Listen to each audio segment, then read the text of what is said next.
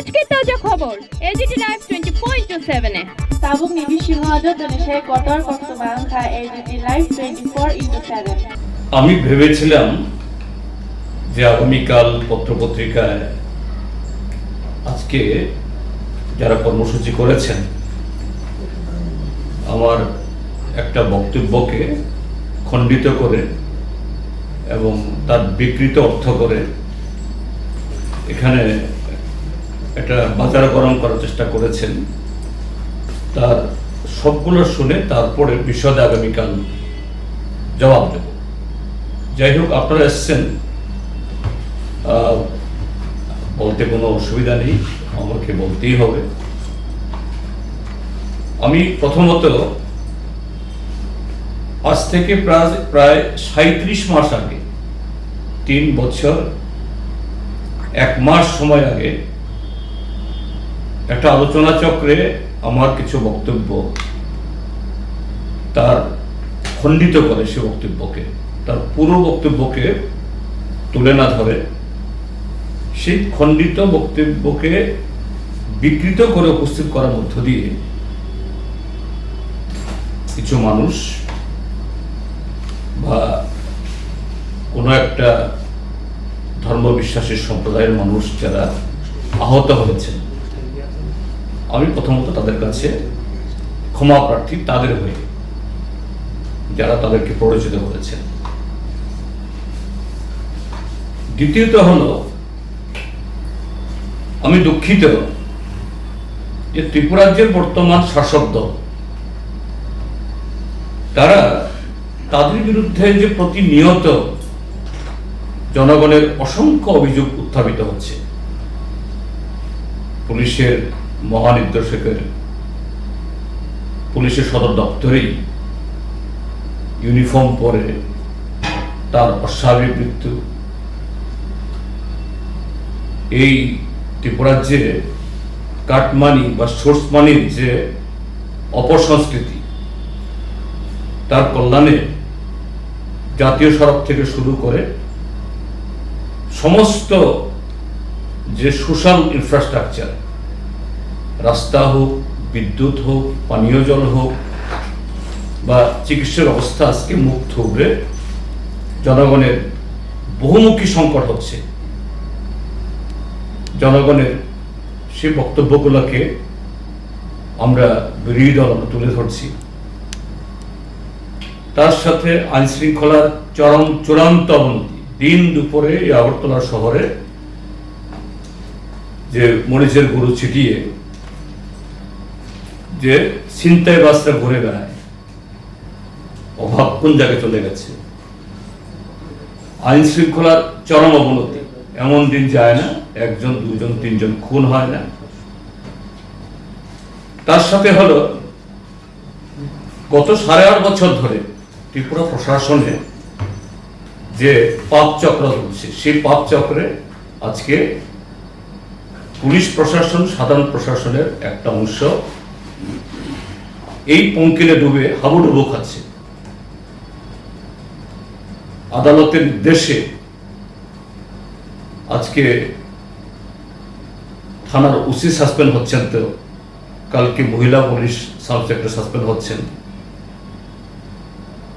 তার সাথে হলো শাসক দলের কামাইয়ের যে বেপরোয়াপনা, কোনোদিন এই পিডব্লিউডির এক্সিকিউটিভ ইঞ্জিনিয়ার অপদস্থ হচ্ছেন নিজ অফিসে, কোনোদিন ব্লকের বিডিও, কোনোদিন এসডিএম মিটিং চলাকালীন অবস্থাতে শাসক দলের বিধায়করা চড়া হচ্ছেন।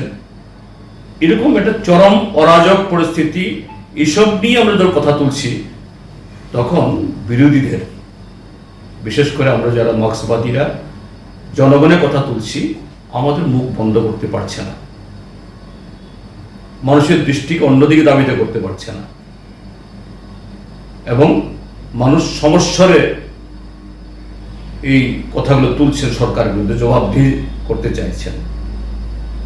মাননীয় মুখ্যমন্ত্রী বা পার্টির নেতৃত্ব যারা, মন্ত্রিসভার অন্যান্য সদস্য যারা, এদের কাছে কোনো যুৎসু জবাব নেই। তখন আমাদের বক্তব্যকে আড়াল করার জন্য, ইস্যু অন্যদিকে ঘুরিয়ে দেওয়ার জন্য তাদের খড়কুটোর উপর ভর করতে হচ্ছে। আজকে এই দিন দুপুরে তপ্ত রোদের মধ্যে রাজপথে, তাও এটা যে আগরতলা শহরের একটা ব্যস্ততম রাস্তার উপরে, সেখানে যে রাস্তায় কখনো কাউকে এরকম প্রোগ্রাম করতে দেওয়া হয় না, সকাল থেকেই সেখানে মেরাব বেঁধে, সামিয়ানা বেঁধে এরকম একটা যে অন্যায় কাজে লিপ্ত করাতে হয়েছে।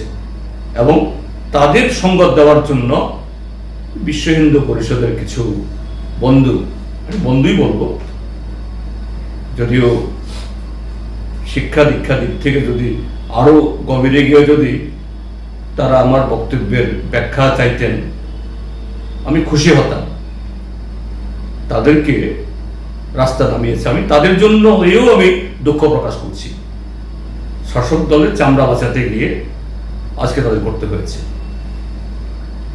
তৃতীয়ত হলো, আমি অত্যন্ত আশ্চর্যান্বিত, অ্যাস্টনিশড,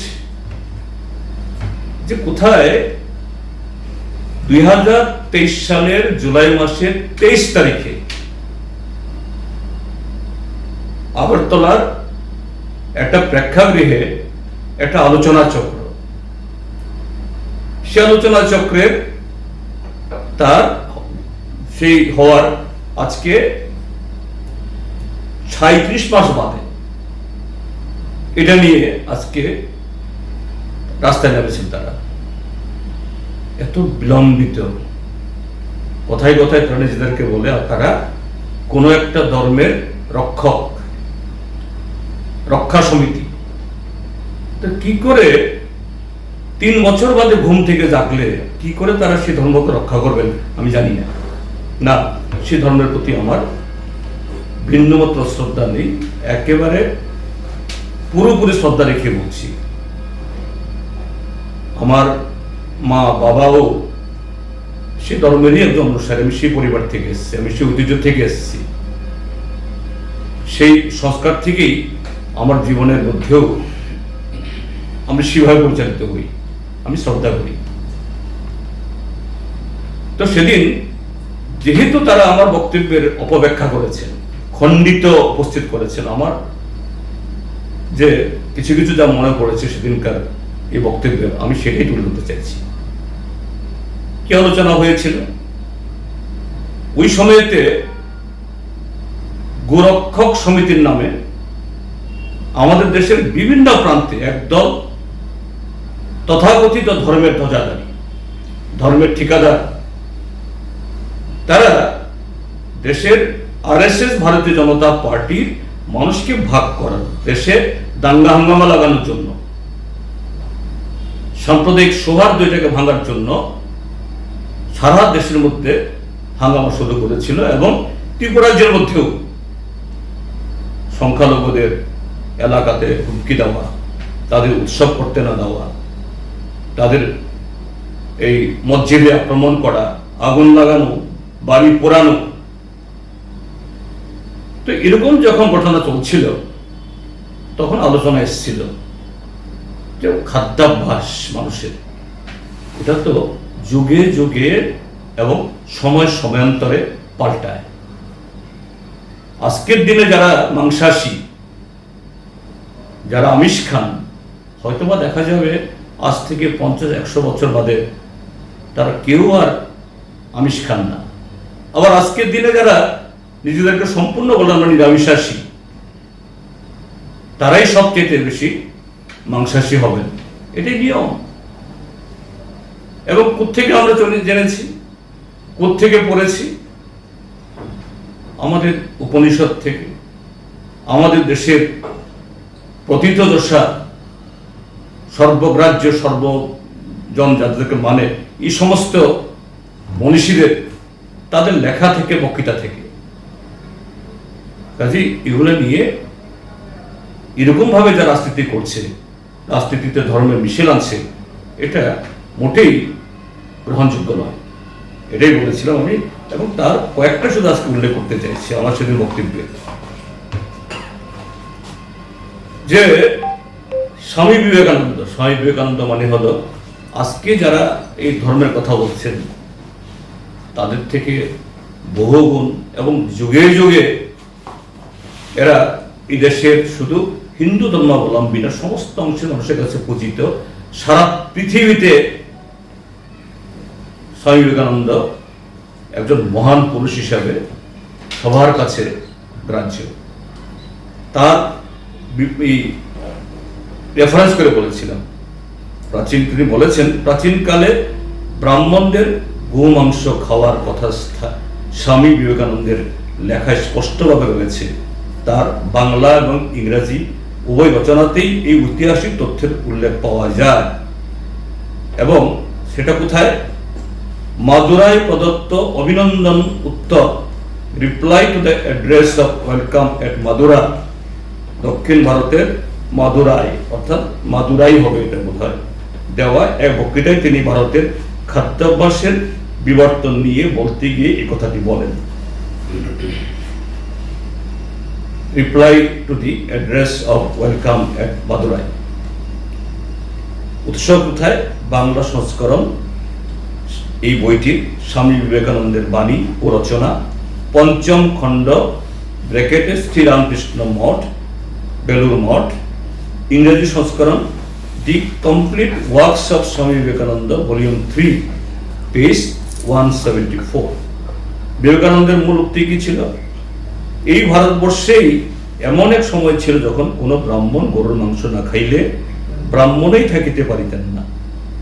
তোমরা বেদে পড়িয়াছ, যখন কোনো সন্ন্যাসী, রাজা বা বড় মানুষ বাটিতে আসিতেন তখন সবচেয়ে ভালো সারটিকে কাটা হইত।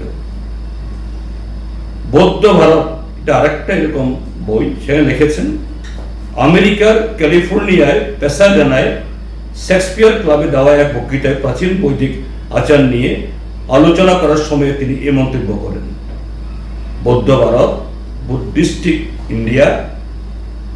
উৎস এই বইয়ের রেফারেন্স হলো দি complete works of Swami Vivekananda, volume 3, page নম্বর 536। তার বঙ্গানুবাদ কি বক্তব্যের? তোমরা শুনে আশ্চর্য হবে যে প্রাচীন সনাতন হিন্দু আচার ও অনুষ্ঠান অনুসারে সে ভালো হিন্দু নয় যে গোমাংস খায় না। বিশেষ বিশেষ অনুষ্ঠান তাকে অবশ্যই একটি ষাঁড় বলি দিয়ে মাংস খেতে হতো। তো এই ক্ষেত্রেতে স্বামী বিবেকানন্দের জীবৎকালেই এই যে খাদ্যপথের যে পরিবর্তনের কারণ সম্পর্কে তিনি ব্যাখ্যা করে গেছেন। স্বামী বিবেকানন্দ কি বলেছেন? স্বামী বিবেকানন্দ কেবল এই ঐতিহাসিক সত্যটি উল্লেখই করেননি, বরং তার পরবর্তীকালে কেন এই প্রথা বন্ধ হয়ে গেল। আমি এটা এখন হচ্ছে কথা বলছি না, সেই প্রাচীন বৈদিক কালে কথা বলছি। কেন বন্ধ হয়ে গেল তার বৈজ্ঞানিক ও সামাজিক কারণও ব্যাখ্যা করেছেন। কে? স্বামী বিবেকানন্দ। কি করেছেন? তিনি বলেছিলেন যে ভারত মূলত কৃষি প্রধান দেশ, তাই চাষবাসের জন্য সবচেয়ে ভালো বলদ বা ষাঁড়গুলোকে মেরে ফেলা মানে ছিল পুরো জাতির ধ্বংস ডেকে আনা, অর্থাৎ অর্থনীতির ধ্বংস ডেকে আনা।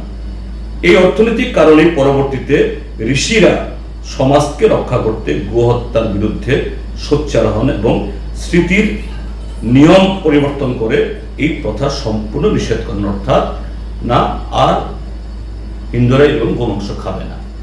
তো আমি তো এই কথাটা এখন বা গেল 50 বছরের কথা বলিনি, গেল 100 বছরের কথা বলিনি। বহু প্রাচীনকালে স্বামী বিবেকানন্দের উদ্ধৃতি, তার বই, এই লেখা থেকে সেটা বলা হয়েছিল। তো এইভাবেই আজকে যেটা গোহত্যা বন্ধ আমাদের দেশে, এটা আজ থেকে 50-100 বছর বাদে এটা পরিবর্তন হবে না, কে হলফ করে বলতে পারে? আর এই ভারতবর্ষে এখনো আমাদের মাননীয় প্রধানমন্ত্রীর বক্তব্য এই সাম্প্রতিককালে বিদেশের একটা সভাতে, নিউজিল্যান্ড না অস্ট্রেলিয়াতে, তিনি বলছেন ভারত পৃথিবীর 1 নম্বর গোমাংস এই রপ্তানিকারী দেশ। তাহলে গোহত্যা ভারতবর্ষে হয়, প্রধানমন্ত্রী বলছে বিদেশের মাটিতে দাঁড়িয়ে, গর্ব করছেন আমরা গোমাংস বিক্রি করে রপ্তানি করে আমাদের মুদ্রা, বিদেশি মুদ্রা অর্জন করি।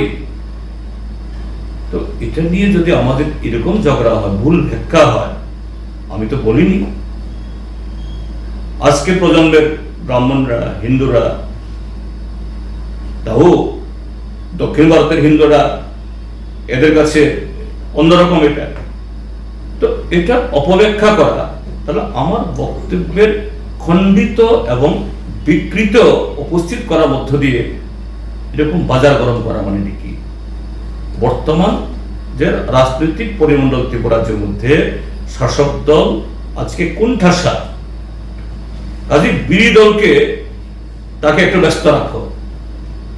আমি দুঃখিত, আমি যিনি বলেছি, শুরুতেই বলেছি, যারা আমার এই বক্তব্যের খণ্ডিত এবং উপস্থিতি এবং তার বিকৃতিচারে আহত হয়েছেন, আমি তাদের কাছে ক্ষমা প্রার্থী। কাজেই কেউ এতে ভুল বুঝবেন না। আমি সেদিন যা বলেছি আজকেও তাই বললাম, এর বাইরে একটি কথা আমার নেই। এবং কাউকে ছোট করার, কাউকে হেয় করার, কাউকে এই আহত করার উদ্দেশ্যে বলিনি। এবং এটা কবে বলেছি? 3 বছর 1 মাস আগে, জুলাই 2023-এ। কেন আজকে 2026 ইংরাজি আগস্ট মাসের 1 তারিখে এরকম প্রোগ্রাম করতে হলো রাজপথ অবরোধ করে? এটাই আমার বোধগম্য হচ্ছে না।